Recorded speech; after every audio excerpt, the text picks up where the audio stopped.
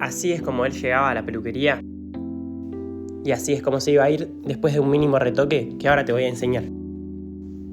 En este caso el corte lo hicimos completamente con tijera, ya que el cliente nos pidió que saquemos lo mínimo posible para que vuelva a tener forma. En este caso arrancamos por el frente elevando el pelo totalmente hacia arriba. No seguimos la curvatura del cráneo, lo elevamos hacia arriba para conservar más longitud en la zona más baja del cráneo, que es la del frente, y para cortar un poco más corto en la zona más elevada del cráneo, que es la trasera. Para eso voy tomando pequeñas secciones asegurándome de que el corte quede lo más preciso posible. Igualmente, si se fijan, las secciones no son perfectas. Esto lo hago así porque al transportar el pelo de adelante hacia atrás, me aseguro que los pelos de adelante van a tener mayor recorrido, por ende van a quedar con mayor longitud. Entonces no me preocupo si las secciones no son perfectas, porque sé que las voy a repasar y perfeccionar en caso de ser necesario. Una vez que termino de cortar la franja central, agarro una pequeñita porción de lo que ya corté y la transporto para los laterales. Primero el lado derecho, después el lado izquierdo. Vuelvo a repetir los pasos que hice antes, pero lo transporto a estas franjas. Con la diferencia que en este caso voy a seguir levemente la forma del cráneo. No la sigo completamente ya que no quiero que quede redondo, pero tampoco lo dejo totalmente cuadrado, porque si no voy a conservar muchísimo largo en la zona baja del cráneo a los laterales, y no es la idea.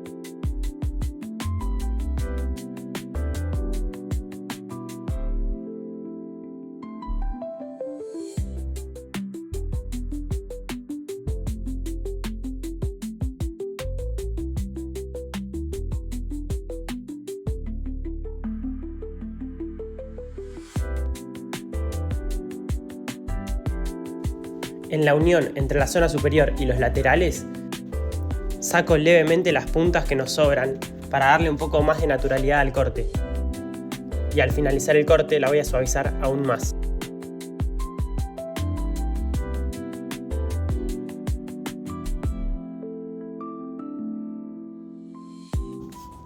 Ahora con este paso, que es muy importante, voy a corregir todas aquellas imperfecciones que hayan quedado o hayan podido quedar de los pasos anteriores. Cualquier puntita que sobresalga la tengo que corregir. Si no veo ninguna punta, no las toco, porque significa que el corte que hice antes lo hice bien.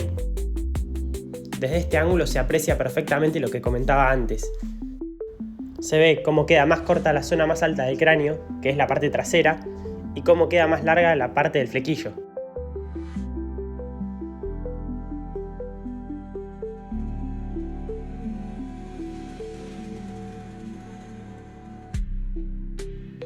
En los laterales voy a cortar de la misma manera.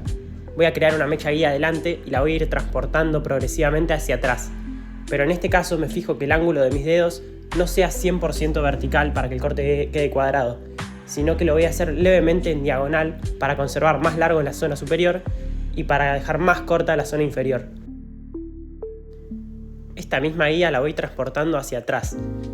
A medida que me voy yendo hacia atrás, también voy conservando un poco más de largo, para darle un poco más de naturalidad al corte. Siempre que transporto una mecha de atrás hacia adelante, voy a ver los pelos que corté previamente y voy a ver los pelos largos que no corté. Entonces ahí me voy a dar cuenta dónde es que tengo que cortar y dónde no. Por otro lado, voy creando a mi gusto la forma del corte. En este caso, quiero conservar un poco de largo atrás, pero descargar mucho la zona del cuello, para que le dé un poco más de forma a su cráneo. Esto lo hago porque esta zona es la que concentra la mayor cantidad de pelos en toda la cabeza. Entonces, si lo dejamos de la misma longitud en todo el cráneo, va a quedar muy voluminoso y rápidamente le va a molestar al cliente cuando vaya creciendo. Obviamente esto va a depender del gusto del cliente. Si este nos dice que le gusta que se le armen los rulos en la zona inferior, vamos a conservar un poco más de largo y si no, vamos a cortar un poco más. Pero siempre asegurándonos de que los largos estén unidos entre sí, para que las transiciones sean suaves y que el corte quede armonioso. En esta toma no se alcanza a apreciar, pero lo que hago es peinar los pelos de los costados hacia adelante y sacar solo el excedente de manera natural. Mientras más saquemos, menos natural va a quedar, entonces eso lo podemos ir regulando. Y también peino hacia atrás para sacar esos pelos que quedan alrededor de la oreja. No me interesa que quede totalmente descubierta, pero sí que se vea un poco más despejada. Y en la zona de los contornos también. Saco esos rulos que molestan, pero sin excedernos, para que el corte siga conservando la naturalidad.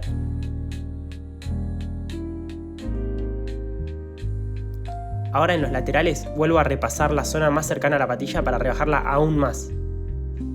Y aprovecho este momento por si algún pelo quedó desatendido y lo tengo que corregir. A su vez, me doy cuenta visualmente que la zona inferior quedó muy cargada todavía para mi gusto. Entonces vuelvo y la descargo un poco más conectándola con los pelos que están arriba.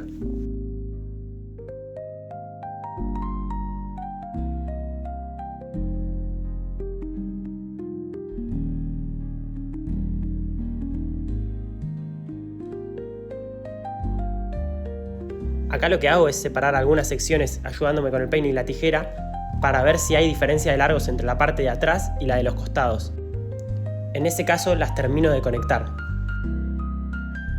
Es importante que cuando lo haga, mueva el peine muy lentamente y que cierre muchas veces la tijera para evitar que deje marcas.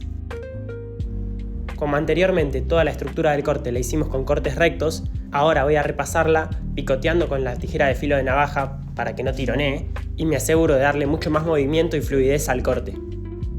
Cuando utilizo esta técnica puede parecer que estoy haciendo tijeretazos al azar en cualquier lugar, pero en realidad la idea es elegir con intención dónde pongo el tijeretazo y dónde no para dejar un corte con movimiento y textura ideal. Esto lo voy a replicar en todo el corte, especialmente en las zonas donde hay más cantidad de pelo. En los costados no me interesa tanto, ya que busco que quede un poco más prolijo para que contraste con el resto. Y es ese contraste el que le va a dar algo especial al corte, algo que lo distinga. En esta zona empiezo a realizar cortes para unir la parte de atrás con la de arriba, que habían quedado desconectadas. Como lo hice a lo largo de todo el corte, siempre me baso en una mecha que corté anteriormente usándola como guía, y no corto al azar. En definitiva, esto es lo que nos asegura un resultado óptimo y que al cliente el corte le dure lo máximo posible. Él seguramente lo va a notar y esta probablemente sea una de las razones por la cual los vuelva a elegir. En esta parte se nota claramente la diferencia de largos entre la zona superior y la de atrás. ¿Cómo la conectamos? Bueno, haciendo lo mismo, con cortes en punta que unifiquen una parte con la otra. La idea de todo esto es que si nosotros revisamos todo el corte una vez terminado, podamos asegurarnos de que todo está conectado, de que no hay pelos que sobresalgan donde no tienen que sobresalir y que la forma del corte sea la deseada.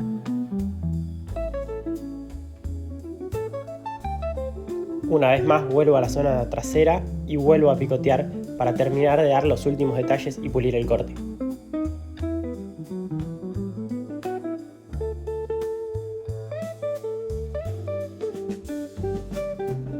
Para finalizar, vamos a suavizar todo el corte con las tijeras de pulir.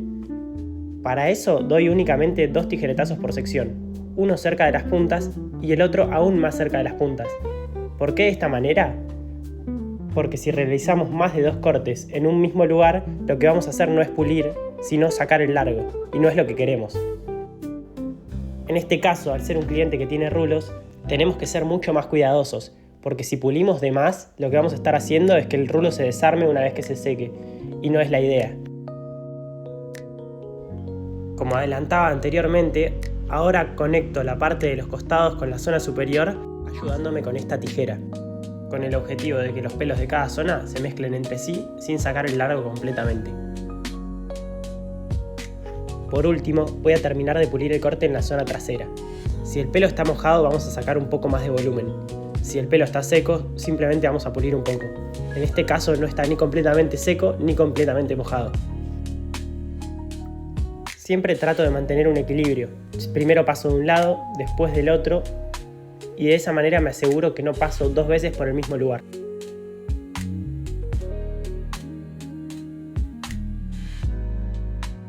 A los lados también voy a terminar de pulir y visualmente voy a darle solo en las partes que vea más cargadas y que necesiten compensación.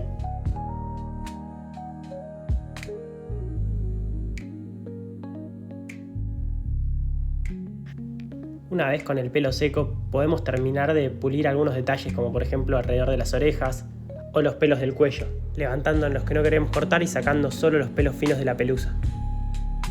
A veces menos es más.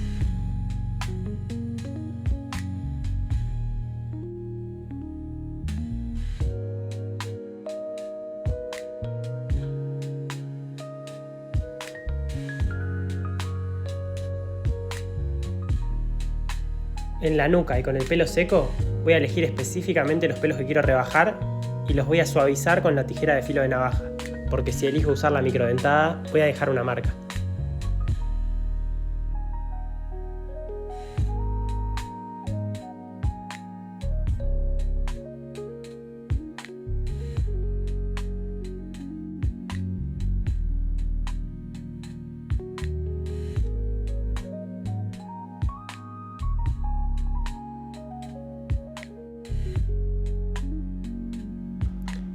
Para terminar, le aplico un poco de gel para rulos con el pelo bien mojado.